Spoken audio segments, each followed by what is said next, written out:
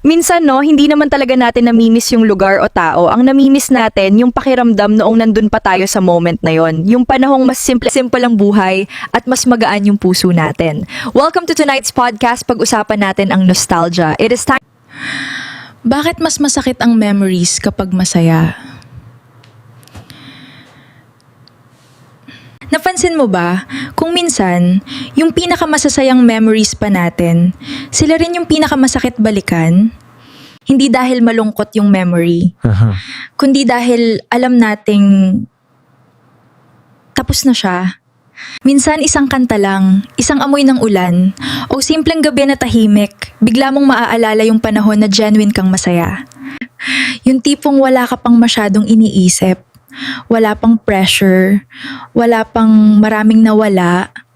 At habang inaalala mo siya, dun mo nare-realize kung gaano kabilis lumipas ang panahon.